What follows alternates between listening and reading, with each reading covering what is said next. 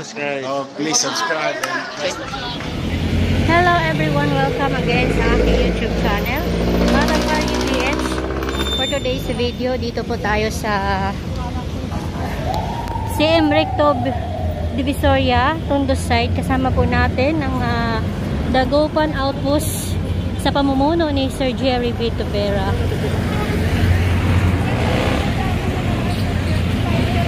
Papunta tayo ng Juan Luna. And July 5, 2022, and time check po ako 9:07 ng umaga. Nilagay ni Sir Jerry yung mga basura na ilalagay dito. And dito ginagawa po ang ayan, may ginagawa dito.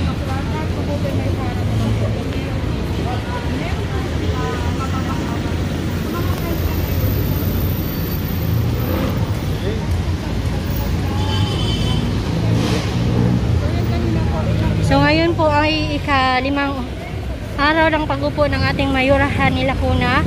Bagong mayora pero tuloy-tuloy po ang pagbabago dito sa lungsod ng Maynila. Kung ano yung mga naumpisahan ni Yorme ay itutuloy po yan ang ating bagong mayora.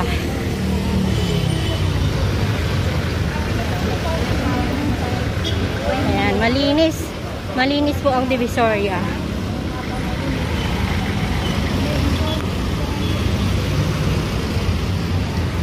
So dito sa may tulay, dati rin yung nakakatakot dahil wala pong harang yan.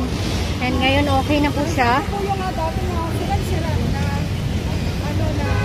Ay, may update din po tayo dyan. Project po yan ng DPWH. Hi te!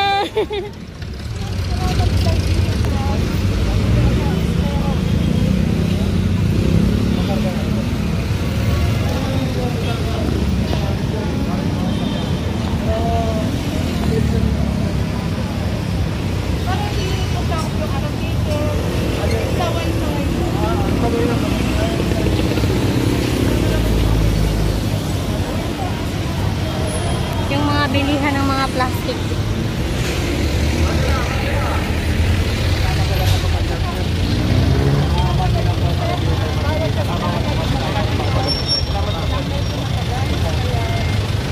Ayan, so bawal kasi mag-parking ng matagal dito sa bangketa kasi wala nang madadaanan yung mga tao.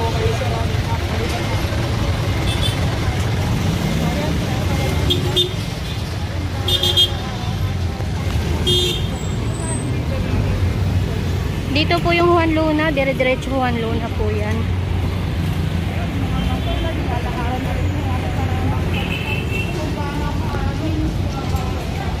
Yan dito, araw-araw pina-flashing yan. Sa unang video natin, sabi nga ni Sir Jerry na araw-araw pina-flashing dito ng MDRRMO.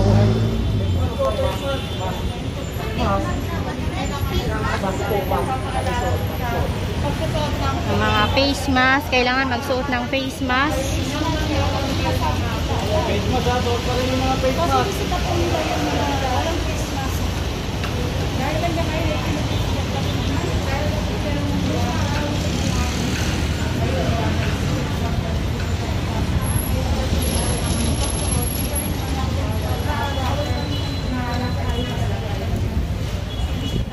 So dati ito na rin to na bigyan ng notice kasi lagpas-lagpas yung pero okay na siya ngayon. Ayan na, may madadaanan na po tayo. Dito naman tayo sa may Ilaya.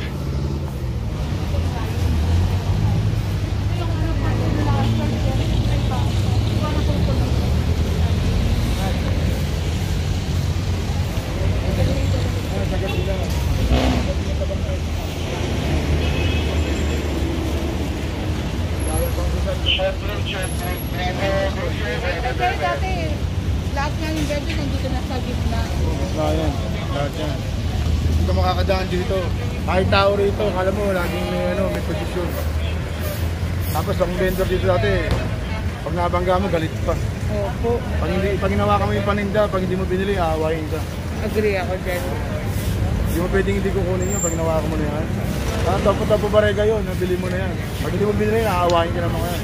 Ngayon, wala na pong magastong na ugali na vendor dito. Pag meron dito, nireklamo sa akin. Kinabukasan, walang latag yun. Hindi makakapaglatag yun. Hanggang hindi ko siya nakakausap. Para pagsabihan ko siya kung ano yung ginawa niya.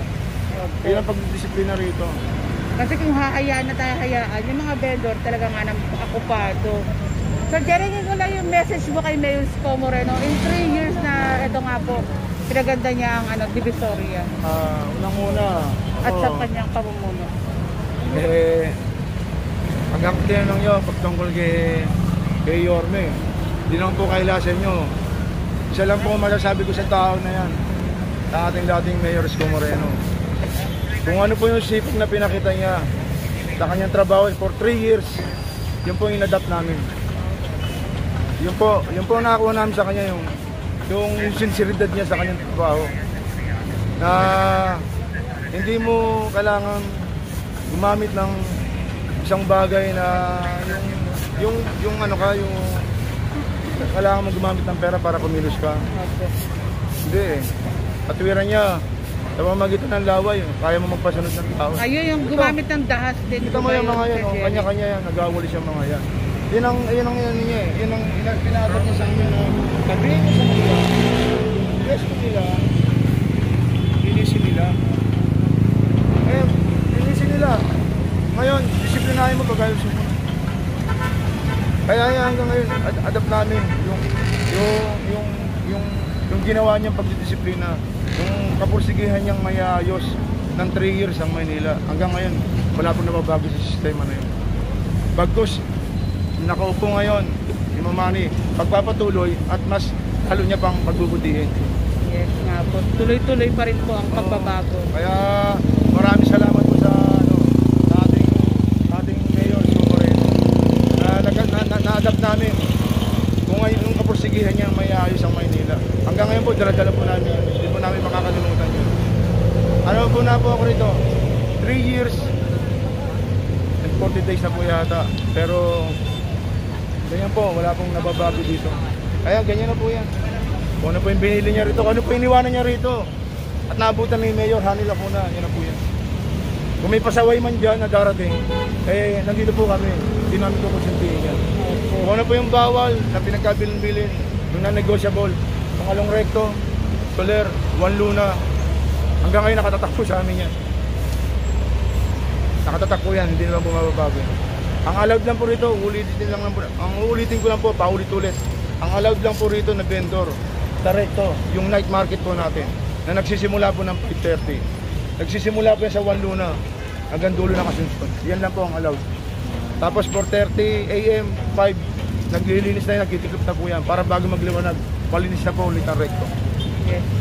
Yun po yan. Thank you, Sir Jerry. And gusto ko lang pong ipagmalaki nga rin dito. So ito nga dati, itong Ilaya, meron tayong update dito. Ito yung napakasikip na lugar dati. Punong-puno yan ng vendors, halos wala nga madaanan. Sabi nga ni Sir Jerry kanina na pag nasagi mo sila pa yung galit at sila pa yung kunyari bibili ka tapos hindi matuloy, galit pa yan sila, kaya kailangan bibili talaga. And ayan, malinis naman po dito, kanya-kanya silang walis dito, kaya ano na talaga sila, yung talagang sumusunod sila sa mga patakaran. Kaya ayaw ni Sir Jerry na may mga pasaway dito sa Ilaya. Malinis kasi dati, yung mga tsinelas na yan, abutan ko rin. Dito na siya nakalagay dito. So, makipot na talaga yung mga daanan dati. So, ngayon, ayan, kitang-kita nyo naman ang pagbabago dito sa Ilaya. Napakaluwag na. And malinis na po siya. Ayan. So, kung ano nga po yung naumpisa ng ating Yorme Isko Moreno, itutuloy din po yan ng ating Mayor Hani Lacuna.